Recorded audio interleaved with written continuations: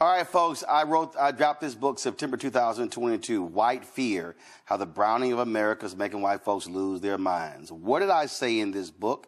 They are going to be coming after every single program that they believe gives us an advantage over them, even though nearly everything is for white folks in this country. Well, guess what? It happened on Wednesday. Go to my iPad, Anthony. Federal judge in Texas orders minority business agency open to all races. Now, the Minority Business Development Agency was created under President Richard Nixon. The purpose of this was to assist African Americans and other minorities when it comes to being able to do business with the federal government, providing skills, resources, also access to dollars. Now, the federal government spends upwards, y'all, of $600 billion annually in contracts. Go right to my iPad. In fiscal 2022, MBDA clients secured $1.6 billion in private and government contracts, agency data show. The agency also helped businesses raise $1.2 billion in capital, as well as create or retain roughly 16,000 jobs. Black-owned businesses received $680 million in contracts, the most of any group, followed by Hispanic-owned businesses at $526 million. Now, understand that's 2%. That's less than 2% of federal contracts.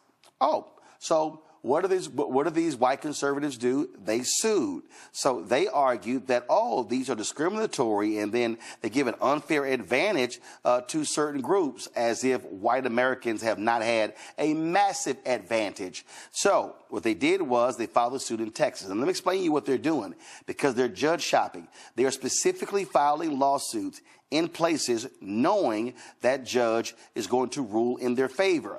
All of y'all Simple Simon fools who kept telling me I was making too much of a big deal about Biden and Harris appointing federal judges, do you dumbasses now see what I was talking about?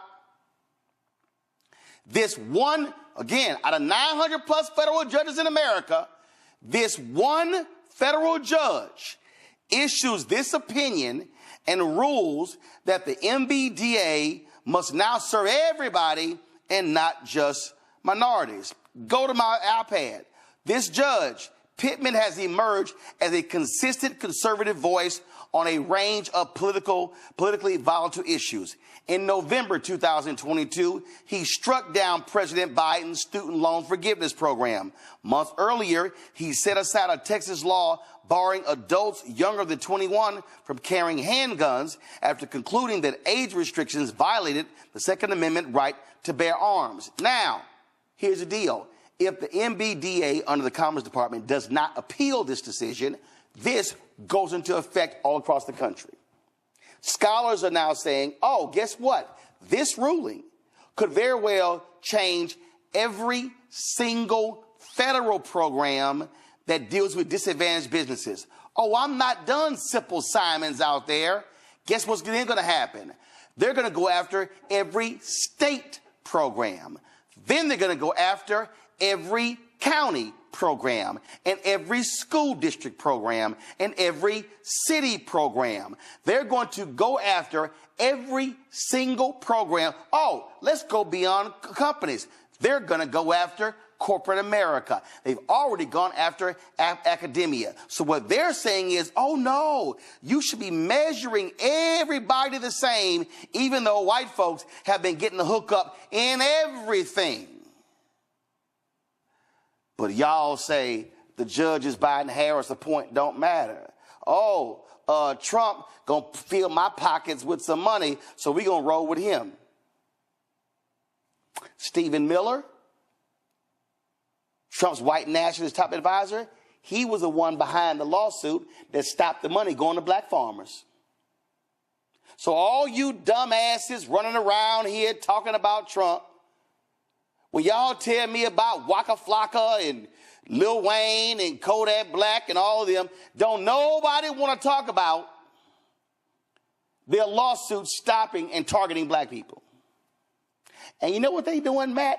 They are even using the 1964 Civil Rights Act and the 1866 Civil Rights Act against black folks in these lawsuits. Matt? I was listening to a podcast this morning from the National Constitution Center, and they were talking about the recent decision regarding the insurrection and whether Trump could be barred from the ballot. And one of the contributors on there said something I never heard, but I thought was brilliant. He said litigation as politics. He said that litigation is often used as politics, and that's precisely what's happening here. Your comment on the venue shopping is exactly right with Pittman, especially because what he said here is he said the 14th Amendment Equal Protection Clause essentially bars the MBDA from being able to consider race. But the reason we know that it exists is to make sure that an imbalance is somewhat righted by creating an agency that helps minority business owners.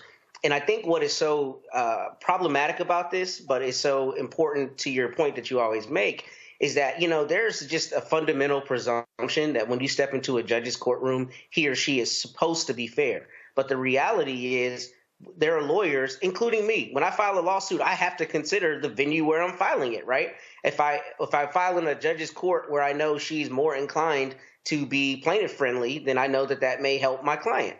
And that's essentially what they're doing here. But what's scary about it is you have judges who are deciding on bedrock issues and divesting people of longstanding constitutional rights using the same logic that put in place these agencies to support us. And what's scary about this is not only are they going to continue attacking state programs, we're in the Fifth Circuit, the most conservative appellate circuit in the entire country.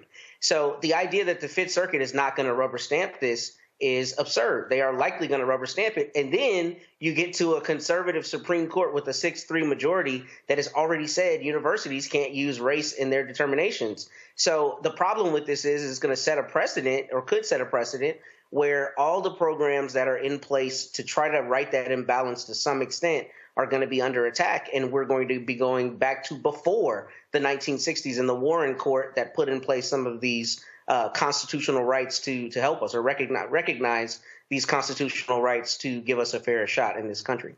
So when you look at the suit, Kelly, one is a guy out of Fort Worth. Another is a immigrant from communist Romania. Go to my iPad.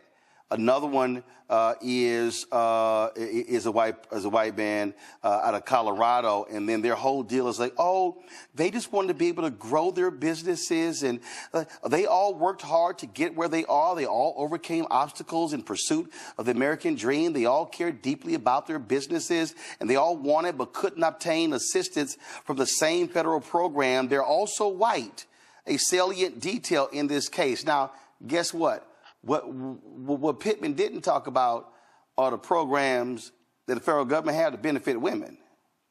See, when a Tennessee federal judge ordered changes to the 8A program, it was because a white woman applied.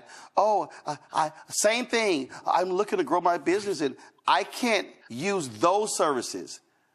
But guess where she actually helped grow her business? Through one of the programs for women, white women. Now, she didn't mind that program, but she sued for the minority program and got that thrown out. That's what we're dealing with. We're going to see these, and I'm telling you, everybody who's watching and listening better buckle up. They are going to go after any and every program in America that tries to offer some assistance to black people and others when we have had to deal with centuries of white racism, white affirmative action, white DEI, white business development programs. What I find so insidious about this entire situation is the notion that they keep pushing that these programs for minorities is the only way to get business, and that if white people aren't in them, then they are at a disadvantage, when there are plenty of other ways to get business that don't require, frankly, the strenuous processes that are available and have to be done in order to get into that program, to be approved for that program, to get money from that program. So it's insidious in that there's actually an easier way for these white people to get money, and that's just to apply to any other program.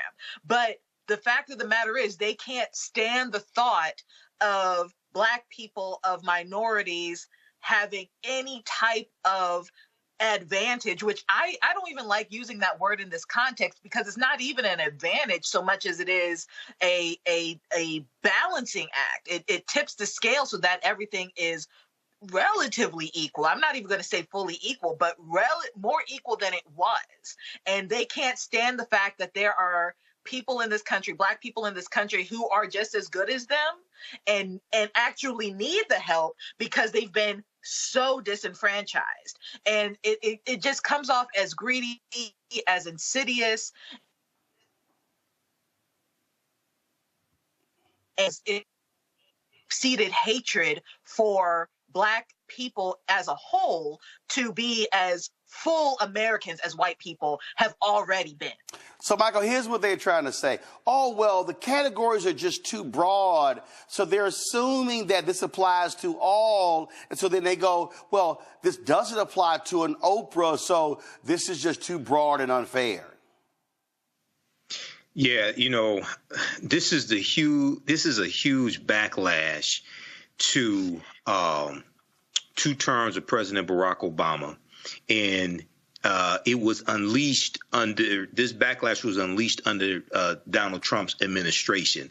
Going back to, we can look at September 2020 when Trump was in office, and he did an executive order banning critical race theory being used in training for federal employees. Then he starts attacking the 1619 Project. Okay, and September 2020 was 6 months before Christopher Rufo put out his tweet talking about how they were going to redefine what critical race theory was, right, and then start attacking it. So all this is all combined together, and this is trying to attack any programs that are perceived as being beneficial to African Americans. So this is why the judicial branch of government is so important, because they interpret law from the legislative branch of government, and they interpret policies coming from executive branches of government.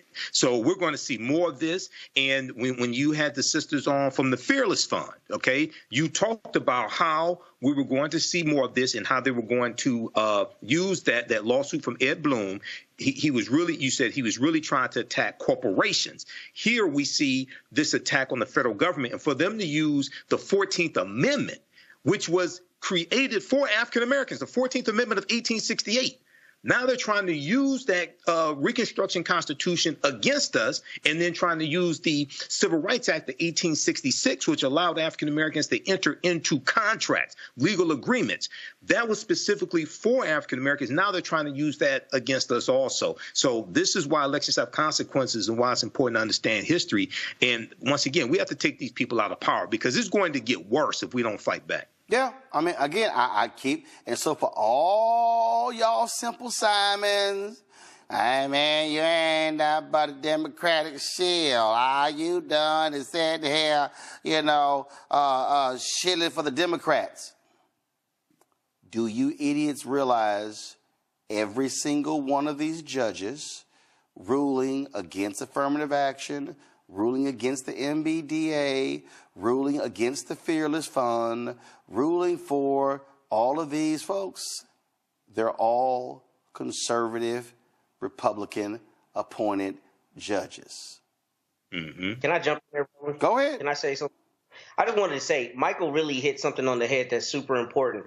These judges very often are textualists, and they talk about what the constitutional amendment was at the time, why it came about. And I'm so glad he mentioned that, because when you look at these Reconstruction era amendments, like the 14th Amendment, it was put into place to protect us, right?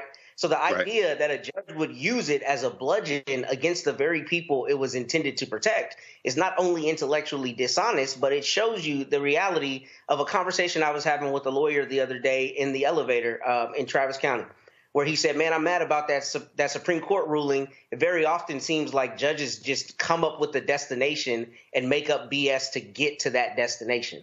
And that's what you're seeing in this case. That's what you're seeing in all of these cases. There's a judge who is politically inclined to not like the idea that people are getting equality through the implementation and the interpretation of these amendments. So he or she just decides that they're going to find a way to take that right away.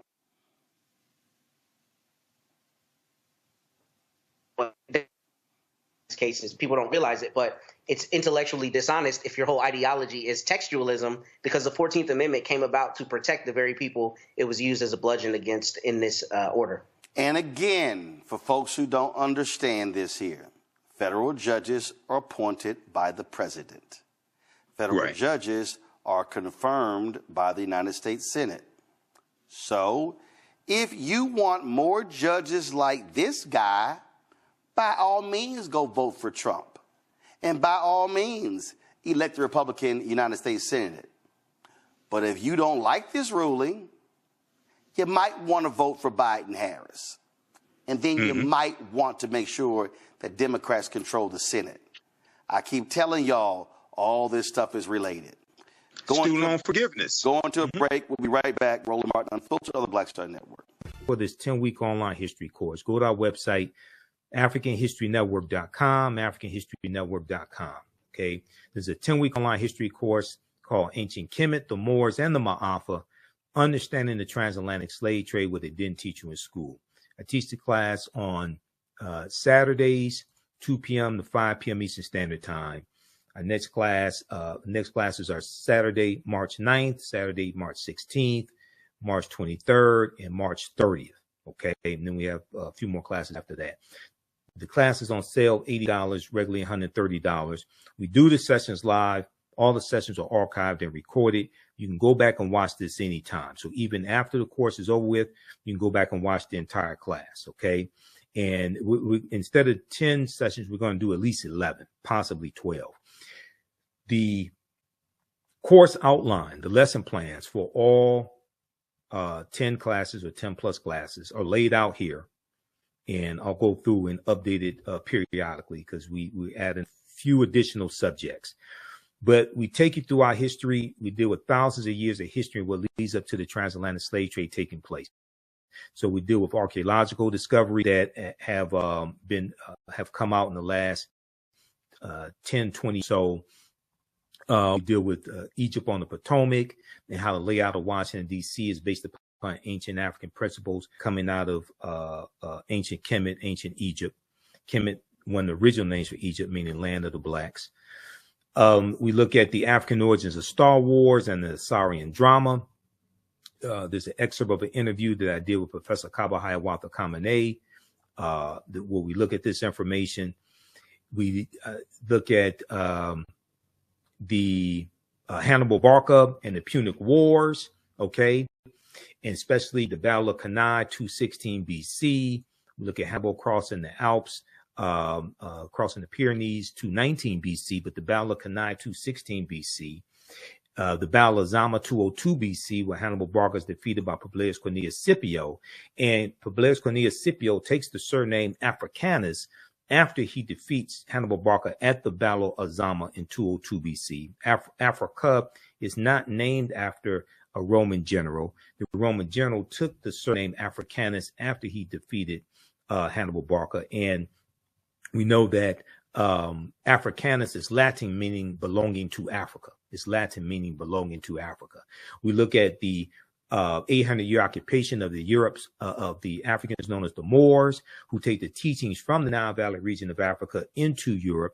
And this is going to bring Europe out of the Dark Ages. Okay. And we see the rise of Spanish conquest. We look at Christopher Columbus, and Columbus is essential to the expansion of the transatlantic slave trade and the exploitation of indigenous people and the exploitation of African people also. Okay. So we go through and look at this history chronologically. We also look at the fake Willie Lynch letter, 1712. Willie Lynch never historically existed. I wish we would just throw the Willie Lynch letter in the garbage can where it belongs. It's ahistorical.